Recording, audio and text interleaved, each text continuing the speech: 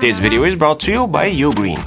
As someone who constantly experiments with various everyday carry concepts, I decided to create a guide that can potentially help you streamline and enhance your daily preparedness. Regardless if you're a heavy hauler as I once was, or you gravitate towards a minimal approach, this guide should have something you can find useful. I've curated 10 EDC categories, each showcasing a collection of items that have not only, undergone rigorous testing, but also have earned a permanent spot in my personal rotation. And I'll share my reasons as to why. All the links will be in the description below, and I'll start with crossbody bags, the principles of which apply to backpacks as well. When it comes to crossbody slings or backpacks, there are choices galore. Ever since I switched to my 14-inch MacBook Pro, I managed to move back to a sling as it is much less bulky and easier to put on. In reality, if you carry a chunkier laptop, think 15 inches and above, you'll be better off with a backpack, as even the shoulder bags are not as comfortable for commuting. What I look for in any bag can be broken down to weight, laptop protection, ease of opening and putting stuff in and out, comfort when it comes to the straps, and internal organization. Furthermore, I think no one should carry something larger than what's necessary, maybe just leave a 10% buffer. So take this TomTok compact sling bag for example. It ticks almost all the boxes. Few can beat it when it comes to pricing. It's compact at only 10 liters, it's durable, it has hooks and clever features like a bottom clasp for attaching a tripod for example, but it lacks structural rigidity and most of all, decent laptop padding, something that is present on their Defender model, which on the other side leaves very little space for extra items. Of course, you can always go for something much more sophisticated looking, like this Harbour London rugged laptop briefcase. It's made from water-resistant fabric shell made from recycled plastic bottles, and it features removable magnetic pouches for internal organization. It's very protective once the laptop is inside, but its stiff construction leaves very little room for expandability. Plus, it's heavy out of the box. When you're on the lookout for a bag, take a look at the actual zippers and see if there's a protection for the zipper so that whenever you put your gear inside of the bag, you're not scratching it. You'll be surprised how many times great accessories will have exposed zippers that usually lead to some sort of a scratching of the tag that whenever it goes inside, which is kind of annoying. In my case, I have a protection on the iPad, but if you have exposed aluminum on, let's say, your MacBook Pro, every time you put it in and out, you'll be scratching it, and it's kind of annoying. And these are soft zippers, but sometimes you might witness some hard zippers, like those, for example, and this is very unforgiving for your tech, so be careful. What I personally switched back to is the Air Tech Sling version 2, not the newest model. The difference between version 3 is the fact that the laptop compartment is separate from the main one, which makes tossing things in and out a breeze. And take a look at this amazing laptop protection compartment. Just like the TomTok products, it's water resistant, featuring just the right amount of volume for extra items. And my favorite, the best padded shoulder strap. Putting this thing on compared to others is effortless. So my suggestion is this: pick a backpack or crossbody sling that fits just about what you carry. Leave maybe 10 to 20% extra space for something sporadic. Ensure the computer compartment is padded and the laptop is not moving around or tossing inside while commuting. Look at the dry weight of the bag and prioritize this over the looks. Your bag will thank you. Lay down flat your EDC items, and when shopping, try to imagine where everything will fit in when it comes to the provided internal organization. Now, if you really like a bag which lacks organization, you can always go for an organization pouch. It could be something as simple as this TomTok pouch, which is soft and lightweight, or compartmentalized like crazy with something like this cable kit model. On the other hand, if you pick a hard shell case like this Ugreen travel organizer, you'll ensure your tech stays intact. Whatever you go for when it comes to pouches, prioritize soft or hard shell first,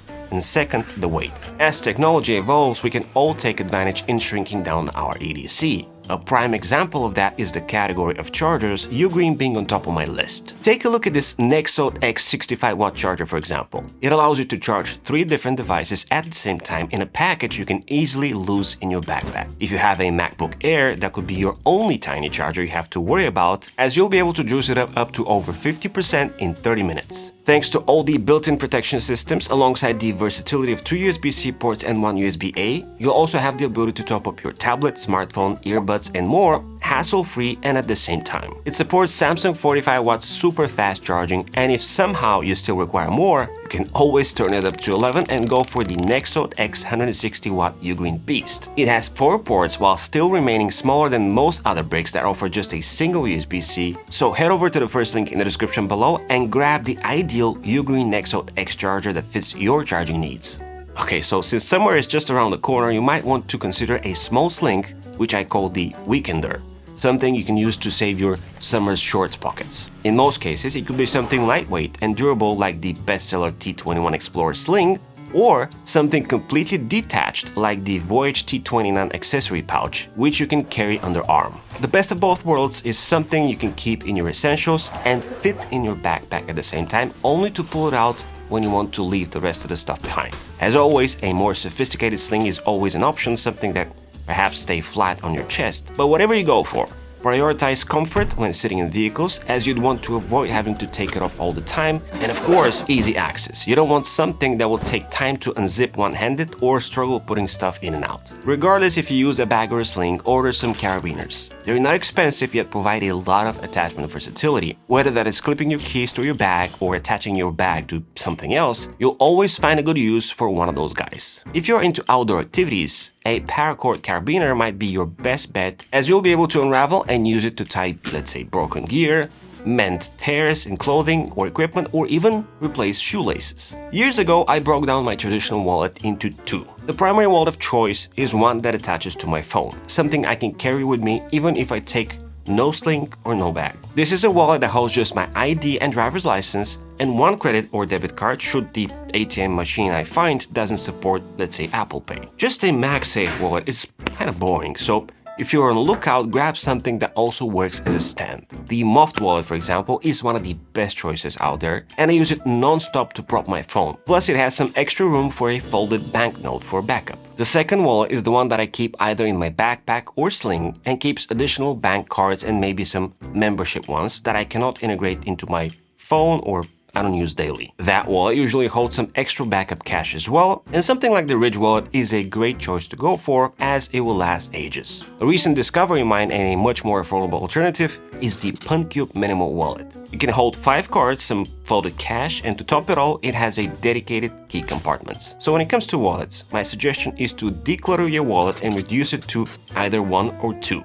2 is actually more secure. I suggest using a wallet that can attach to your phone while also serving as a stand. This way you'll have more use out of it and more reasons to know where it is at all times. With so many affordable options, it makes no sense to keep your keys loose as they're unpleasant for your pockets and downright dangerous for your tech and gear inside your EDC. If you're lucky to carry 6 keys or less, the Ridge key case is a perfect option as it's ideal to clip into various places of your bag or sling. Since I'm now the key maker, I have to deal with over 10 keys in many occasions, and for that, I use 2 Orbi key organizers mounted on a Spigen carabiner which I can clip or slide into my sling. Orbi Key's key organizer is lighter and it's soft, helping me keep all my keys in check without adding additional weight. I tried using a double key organizer like this KeySmart one, which surprisingly works great, but keep in mind that this cannot be attached to anything. It has to be a standalone item. Now, carabiners come in different sizes and different models. These are double carabiners, and they have really tiny sizes that you can actually take full advantage of when it comes to keys.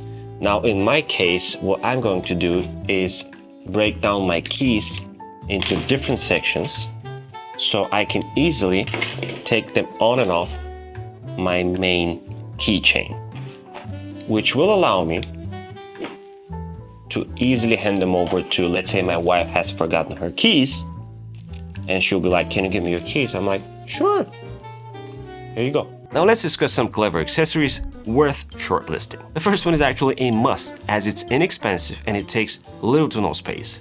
I'm talking about a USB-A to USB-C adapter. There are plenty of brands to choose from, but pick one from a reputable name, as you don't want to ruin your laptop's port. I'll put some recommendations below. Another must-have in my opinion is a tracker like the AirTag, especially if you travel. Muffed tripod stand is more like a worth researching accessory, as it will help you hold or prop your phone any way you like. When it comes to cables, I suggest investing in just a single tangle-free solution like this magnetic hex cowl cable and maybe grab the Nomad charge key as a backup. Those two cables, alongside the Apple Watch power dongle and the Ugreen charger I showed you earlier, will solve all your charging needs, adding almost no weight or bulk to your everyday carry. Let's talk earbuds. After having tested quite a few of them over the last few years, I've concluded that there are 3 features worth focusing on. The primary one to me is the battery life, as I found my earbuds are great as long as they have juice. For some reason, I always find charging my earbuds super annoying, and I always forget.